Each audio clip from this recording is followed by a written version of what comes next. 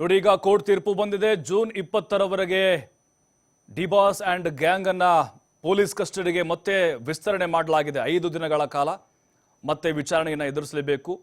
ಈ ಮೂಲಕ ಕಾನೂನಿನ ಕುಣಿಕೆ ಬಲವಾಗ್ತಾ ಹೋಗ್ತಾ ಇದೆ.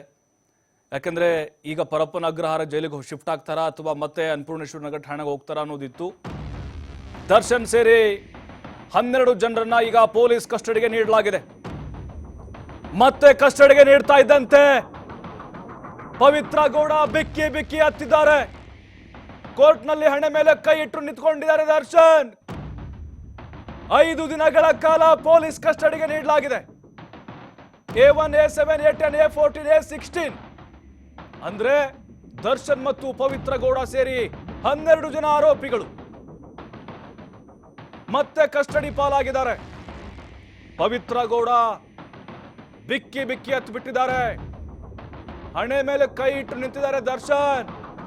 ಏನಾಗೋಯ್ತಿದು ಅಂತೇಳಿ, ಏನೋ ಮಾಡ್ಲಿಕ್ಕೆ ಹೋಗಿ ಏನೋ ಆಗ್ಬಿಡ್ತು ಅಂತ ಹೇಳಿ ಹಣೆ ಮೇಲೆ ಕೈ ಇಟ್ಕೊಂಡು ನಿಂತಿದ್ದಾರೆ.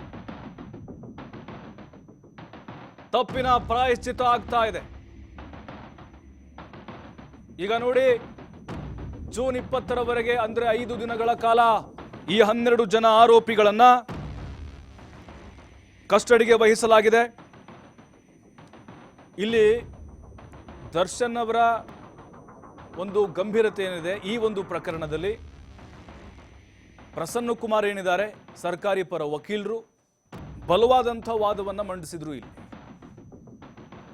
ರೇಣುಕಾ ಸ್ವಾಮಿಯನ್ನ ಹೇಗೆ ಕೊಂದಿದ್ದಾರೆ, ಯಾವ ರೀತಿ ಚಿತ್ರಹಿಂಸೆಯನ್ನು ಕೊಟ್ಟಿದ್ದಾರೆ ಆತನಿಗೆ, ಈ ಒಂದು ಕೇಸ್ನಲ್ಲಿ ಈಗೇನಾದರೂ ಜಾಮೀನು ಮಂಜೂರು ಆಯಿತು ಅಂತ ಹೇಳಿದ್ರೆ ಅಥವಾ ನ್ಯಾಯಾಂಗ ಬಂಧನಕ್ಕೆ ಒಪ್ಪಿಸಿದ್ರೆ ಅಲ್ಲಿ ಕೂತ್ಕೊಂಡು ಮತ್ತೆ ಸಾಕ್ಷಿ ನಾಶ ಮಾಡುವಂಥ ಸಾಧ್ಯತೆಗಳು ಇರ್ತವೆ.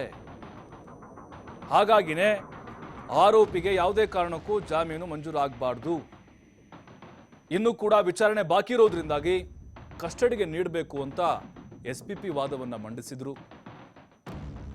ಇನ್ನು ದರ್ಶನ್ ಪರ ವಕೀಲ ಅನಿಲ್ ಏನಿದ್ದಾರೆ, ಹಾಗೆ ಪವಿತ್ರ ಗೌಡ ಪರ ವಕೀಲ ನಾರಾಯಣ ಸ್ವಾಮಿ ಏನಿದ್ದಾರೆ, ಈಗಾಗಲೇ 5 ದಿನಗಳ ಕಾಲ ಕಸ್ಟಡಿಯಲ್ಲಿ ಇದ್ಕೊಂಡು ಅವ್ರಿಗೆ ವಿಚಾರಣೆ ನಡೆಸಲಾಗಿದೆ.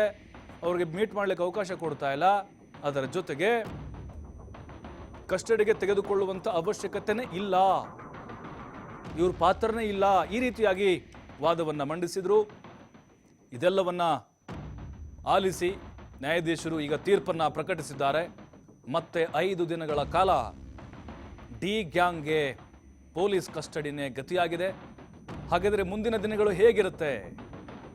ಈಗೇನು ವಿಚಾರಣೆಯನ್ನು ನಡೆಸಿದ್ದಾರೆ 5 ದಿನಗಳ ಕಾಲ, ಸ್ಥಳ ಮಹಾಜರು ಪ್ರಕ್ರಿಯೆ ಜೊತೆಗೆ ಅಲ್ಲಿ ಸ್ಟೇಷನ್ನಲ್ಲಿ ಅವ್ರ ಹೇಳಿಕೆಯನ್ನು ದಾಖಲು ಮಾಡಿಕೊಳ್ಳೋದು, ಸಾಕ್ಷಿಗಳನ್ನು ಮುಂದಿಟ್ಕೊಂಡು ಪ್ರಶ್ನೆ ಮಾಡೋದು, ಈಗ ಮತ್ತೆ ಇನ್ನೂ ಬಲವಾಗಿರುತ್ತೆ ಪ್ರಶ್ನೆಗಳು. ನೋಡಿ, ಈಗ ಅಲ್ಲಿ ಪವಿತ್ರ ಗೌಡ ಹೇಳಿಕೆ ತೆಗೆದುಕೊಳ್ಳಲಾಗಿದೆ. ದರ್ಶನ್ದು, ದೀಪಕ್ಕು, ರಾಘು, ನಾಗ ಇವರೆಲ್ಲರದ್ದು ಹೇಳಿಕೆ ಮೇನ್ ಏನಿದ್ದಾರೆ ಅವರದ್ದೆಲ್ಲರೂ ಕೂಡ 5 ರಿಂದ 6 ಜನ ಈಗೇನು ಮಾಡ್ತಾರೆ, ಮತ್ತೆ ಈಗ ಪ್ರತ್ಯೇಕವಾಗಿಯೇ ವಿಚಾರಣೆಯನ್ನು ಮಾಡಿದ್ದಾರೆ. ಇದಿನ್ನೂ ಕೂಡ ಮುಂದುವರಿಯುತ್ತೆ. ಮತ್ತೆ ಸ್ಥಳ ಮಹಾಜರು ಮಾಡುವಂಥ ಸಾಧ್ಯತೆಗಳು ಕೂಡ ಇದ್ದಾವೆ. FSL ವರದಿ ಬರಬೇಕಾಗಿದೆ.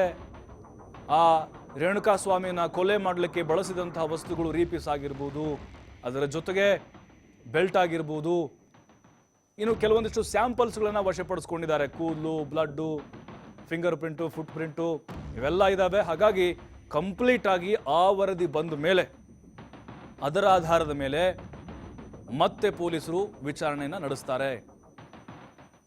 ಜೊತೆಗೆ ಕೆಲವೊಂದಿಷ್ಟು ಟೆಕ್ನಿಕಲ್ ಎವಿಡೆನ್ಸ್ಗಳನ್ನು ಕೂಡ ಕಲೆ ಹಾಕಿದ್ದಾರೆ. ಪವಿತ್ರ ಗೌಡ ಬಿಕ್ಕಿ ಬಿಕ್ಕಿ ಹತ್ತಿದ್ದಾರೆ. ದರ್ಶನ್ ಕೂಡ ಮೌನ ಕ್ಷರಣಾಗ್ಬಿಟ್ರು.